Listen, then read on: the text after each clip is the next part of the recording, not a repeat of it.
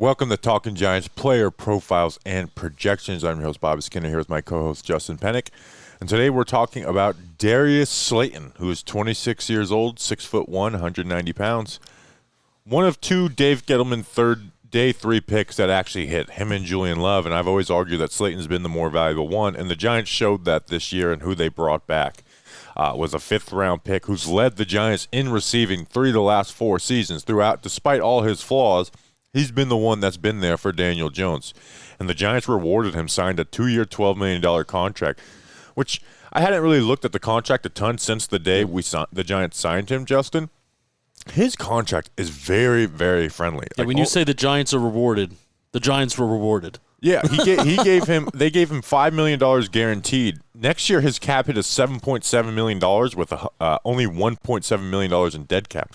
So if the Giants were to go out and get a wide receiver one and and Jalen Hyatt popped off, like Slayton is someone that if they wanted to move off of, they could, but I also don't want them to move off Darius Slayton. They're not going to, because every year that and I'm saying we as maybe like a collective fan base, every year that we've wanted to kind of dismiss Darius Slayton since after 2020. Because 2019, he had that promising rookie year, 8 touchdowns.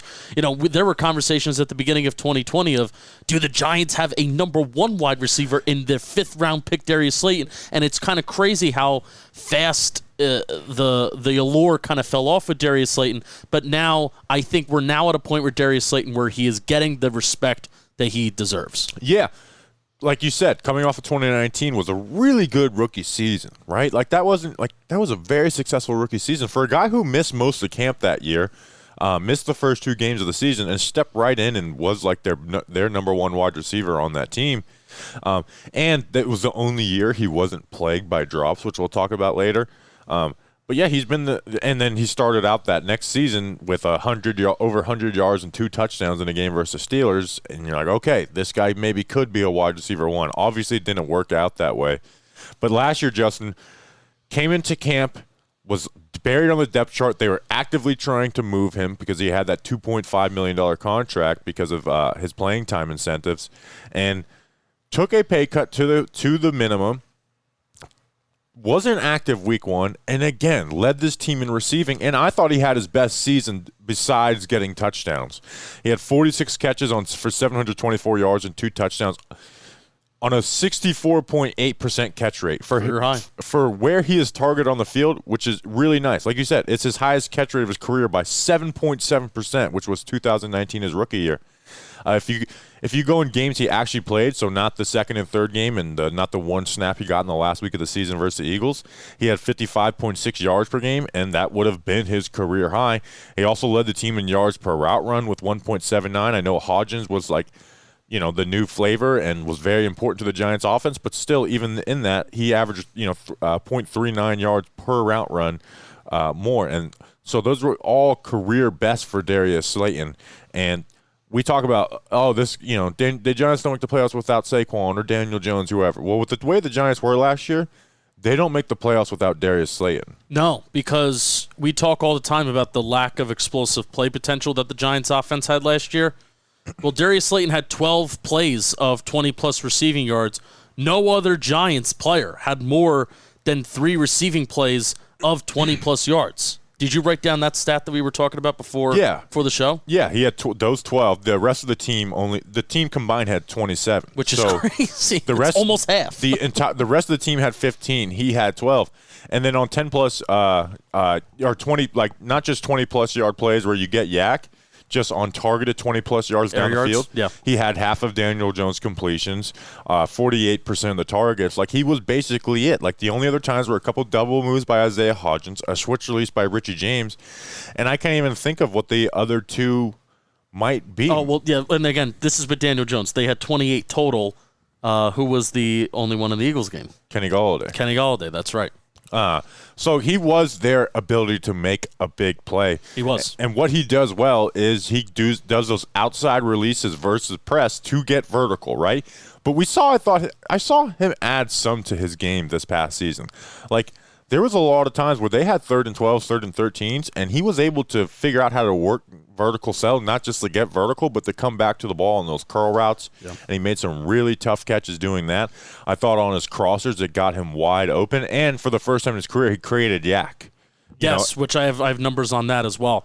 I want to talk about him being targeted in the short range and the medium range, not just the deep range, because this actually was the first time in his career where he was targeted less than 18% of the time from 20-plus yards. 2019, he had 25% of his targets came from 20-plus yards down the field. 2020, 22.3. 2021, 18.2. This past year, 20-plus yards, 15.7 target rate coming from 20-plus air yards. But I do want to talk about his yards after the catch. 2019, 2020, 2021, it was bad. It was like bottom, like it got like worse as time went on. 2019, it was 3.9, which is like, okay, Pat Shurmur offense rookie year, I was happy with the 8 touchdowns. 2021, it was 2.5 yards after the catch per reception. And that was like bottom of the barrel, bad in the NFL. And it got to a point where I'm like, Darius Slayton is fast, but man, he is really bad with the ball in his hands after the catch. As we know, Jason Garrett's offense didn't help anybody yards after the catch wise. And then 2022, a career best 5.7 yards after the catch per reception, which was decently good, especially when you consider his average depth of target. Well, let's talk about it in just as far as rankings. Like from his rookie season to year 4, he was ranked 52nd in yak per reception, which isn't bad, but it's not great. 92nd, then 105th, like bottom of the barrel. This year he was 9th. Yeah. So honestly, it was a damn shame that he wasn't higher in years before, and the scheme, like that is like, to have that speed and not get him in situations where he can create yak, to me was a tragedy. And obviously Brian Dable and Mike Kafka, who did not want to play him, by the way, at the start of the season, once they realized, like, hey, we kind of, like, this speed is needed on the team, he has to play, they got the best we got out of Darius Slayton. Little side tangent, I still want to know, why was there such a hesitancy to play Darius Slayton last year? It had to be more than just what was going on the field, because for how much they preach speed, especially now that they're preaching speed, and they want to get more explosive, the things that they're doing this summer, they wanted to do last summer, in camp and in the early parts of the season. We've talked about that over and over again now, and they just weren't playing him. I don't want to revisit that because now obviously they're in good graces, but I still am to this day being like, what was going on inside the building that we didn't know? Yeah, and I remember there was a clip, Dable talking to Slayton during OTAs, and he's like, hey, I was rewatching all the film of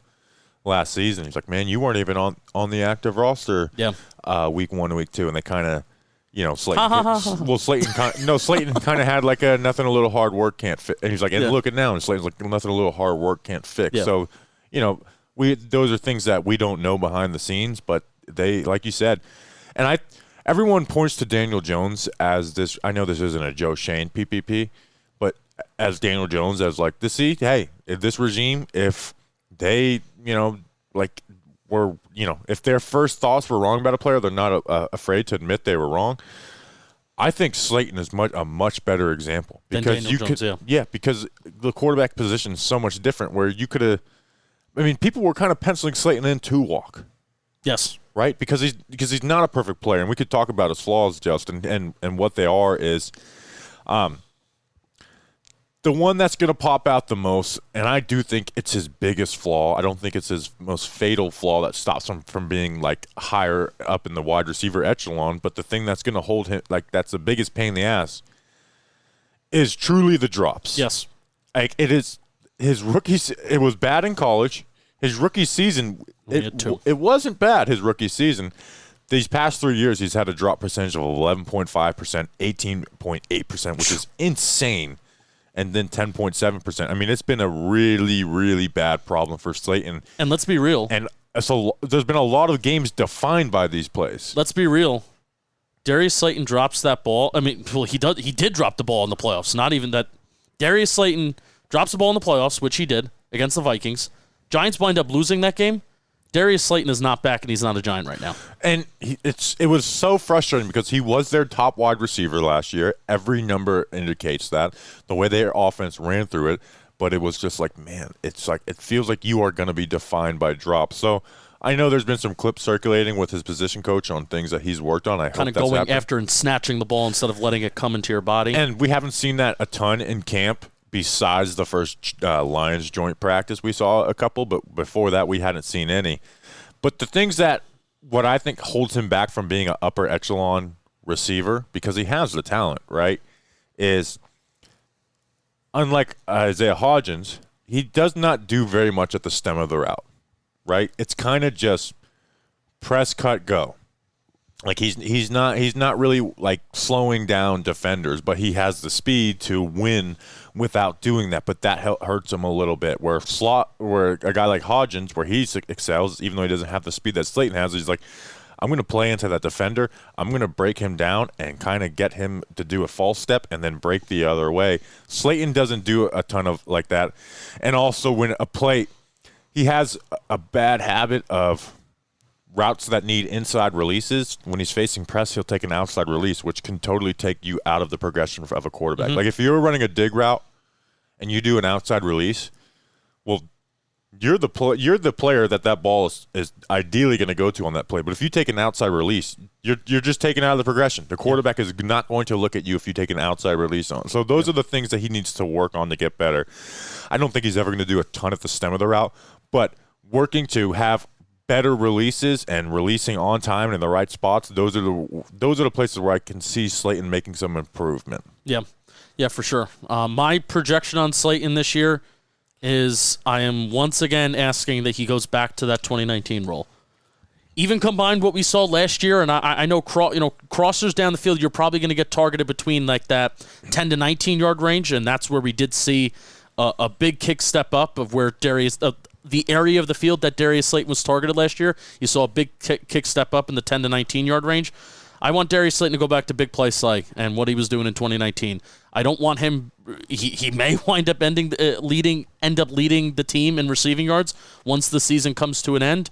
But in a way, I don't want that. I want this guy to be big play Slay. I want this guy, competing maybe up there with Darren Waller for 20+ yard plays. I want him to continue to get some yards after the catch stuff. But that's what I'm expecting from Darius Slayton this year. Not perfection, but being like that number 2 that can provide big plays. 2-part question to finish off on. Does Darius Slayton lead the team in receiving? And if not, does he lead the wide receivers in receiving? We're only talking about yards here, too. I think he's going to lead the wide receivers in receiving, but he'll be second on the team in receiving yards. To Darren Waller. That is the hope. Yep. And the only way I would see that happening is if Darren Waller misses game, which Correct. we talked about Waller yesterday. Like, Waller's the real deal. All we need for him is just to be on the field, and he will have that role. Like, it's shown that. But I think Slayton's like primed to have another solid year, and hopefully the best of his career. Yep. For a guy who's actually like struggled in camp and practices, going back to his rookie camp. I'm talking rookie camp right after the draft. Who was getting the negative talk out of that? It was Darius Slayton because he was having the drop. So I'm not saying this guy's not going to have drops this year. He is, but let's get into that 6 to 8% and not above 10%, which is like it's not good. But for the player that he is, like that's a reasonable ask, is to get in the 6 to 8% of drop rate and not over 10%, which he's done 3 straight seasons in his career. Like I'm not even asking going back to rookie season 5.9%. I'm not going to ask for that. If it happens, cool. But all right. Before we talk about A'Shaun Robinson, let's talk about Manscaped. Today's PPP, player profile projection, is brought to you by Manscaped. Manscaped, they have the Platinum Package 4.0, because they made the 1.0 and they said, oh, let's make it better. Then they did the 2, then they did 3, and we're like, oh, we're going to make it even better. And the Platinum Package 4.0 is the one-stop shop for the man who deserves it all. They designed this package to allow you to fully align your entire hygiene routine with elite products. I'm willing to defend Manscaped and their products like Darius Slayton's willing to defend Daniel Jones on Twitter. No Daniel Jones slander. No Manscaped slander. No Manscaped slander allowed anywhere. The Lawnmower 4.0 trimmer, that's what I'll go after you with. I'll go after you with the Lawnmower 4.0 trimmer. If you That's not a good idea, though, because there's no nicks and cuts. Ooh, great call. Wow. The Weed Whacker ear and nose hair trimmer is my personal fave. And they have so much more. The Platinum Package 4.0 covers all the bases from head to toe and hair to ball fro. Get 20% off and free shipping with the code GIANTS at manscaped.com. That's 20% off with free shipping at manscaped.com when you use promo code GIANTS. Use the Platinum Package because the gold standard is no longer good enough. And you know what's no longer good enough? The Giants' interior defense alignment depth. I know player profiles were not supposed to get off topic at all. Oh, no. Do you think? Have you ever watched Jackass? No. They go and they take a razor and they shave people's heads when they're not looking. Sure.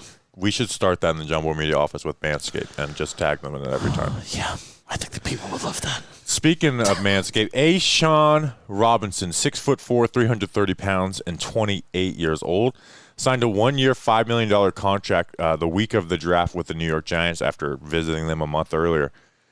Now, he's not counting very much versus the cap this season, but he does have 3 years worth of void money.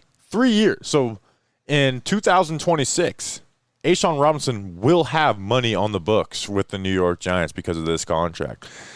What A'Shawn Robinson is going to be is as a third defensive lineman, clearly, but he is someone who can thrive in that role. He is a run-stopping player.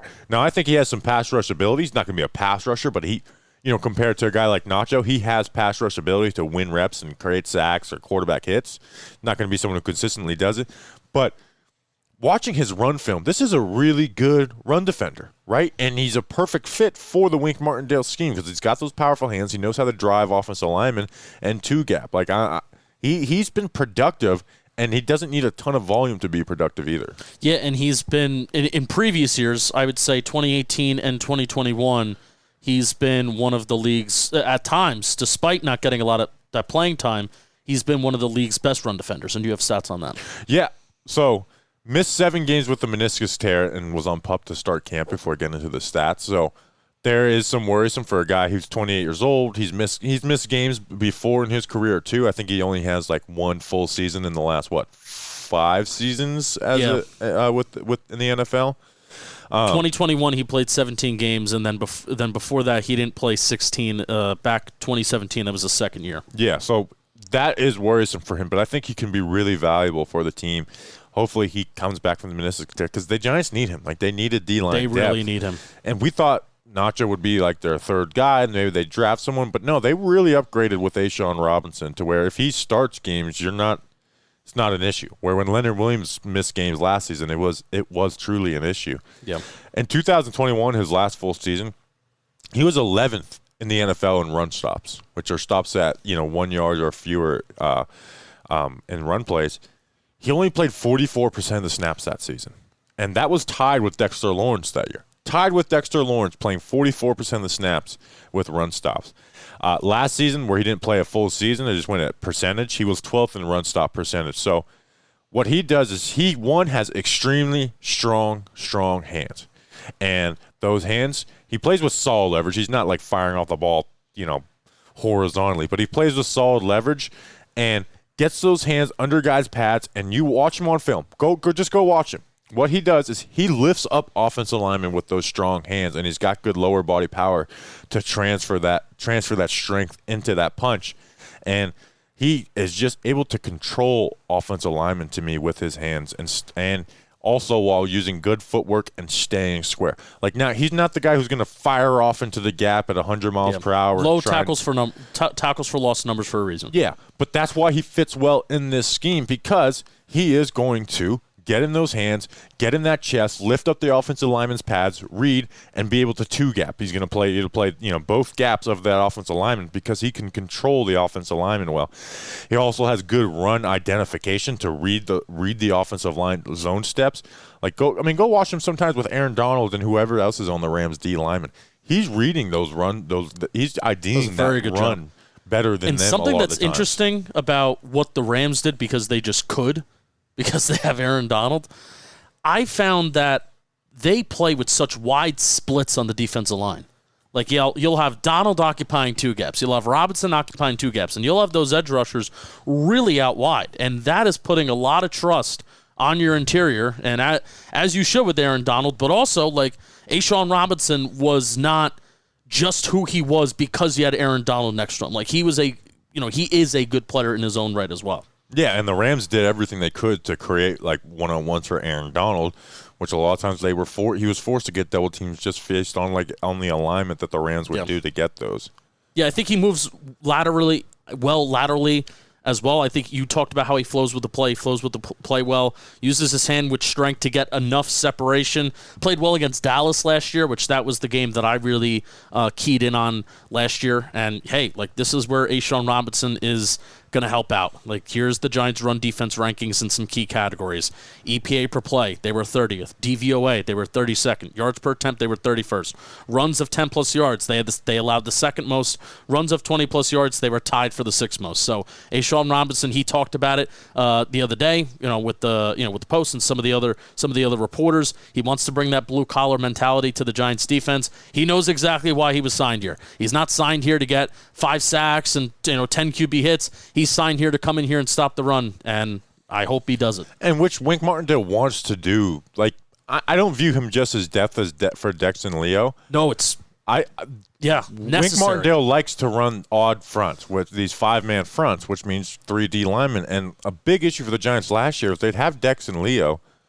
Their linebacker play was bad, but they'd have guys like Ryder Anderson out there who would. He's a converted outside linebacker. Henry Mondeau. And thinner the rest of the guys, and would get washed down. That's not teams would know with A'Shawn Robinson. Teams would know that it's even when you have Dex or Leo on the field, but if you're missing one of those guys, they would run to whatever side, Henry Mondeau, Ryder Anderson, whatever side those guys are lining up on, and it would be apparent that would be a weak area of the Giants' defense. That's a negative effect of having Dex playing the nose tackles. It increases pass rush ability by a lot, plus him just improving. But also, you didn't have Dex at 3-tech on one side and Leo at a 5 or a 4 on the other side. So it allowed teams to pick sides to go out and pull at. Yep. Like you mentioned, I do think he moves to the ball pretty fairly well. As a pass rusher, he, like you said, he was not brought here to get 5 sacks and 10 QB hits. He will probably get 2.5 sacks and 7 QB hits. Fine. He knows what his job. It is partly because he knows what his job is, because he has some good pass rush moves. He's also not going to be on the field at third down, rarely at all, unless it's a 3rd and short. Right, and he knows his job is to get under offensive linemen's pads, steer and read, and shed and play 2 gaps. That's what his job is going to be, and with Dex and Leo, who are 2 pass rushing defensive linemen, it really does help someone have the ability and also know this is my job. This is what I'm here to do. I am not here to get upfield and try and create penetration. My job is to read in 2 gap and do it well, and that's what A'Shawn Robinson does. Let's finish off with this. What do we think his snap share is going to be? And what I mean by snap share is the snaps at which he is eligible to play. So take last year. Even though he played 10 games, in those 10 games, he played in 59% of the snaps. The year before, he played in 17 games. He played in 44% of the snaps. I think it's going to be around 45-ish percent. That's exactly what I want to say. That 44% number to me is perfect. Yeah. Because it allows you to do your 3 down limit sets. I don't want Dex, as much as we don't want Dex and Leo to get the run they did last year.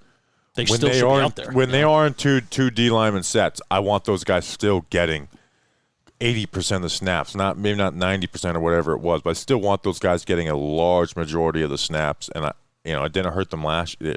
Dex was able to be really productive doing that last year. So I think 45% is good. I'd agree.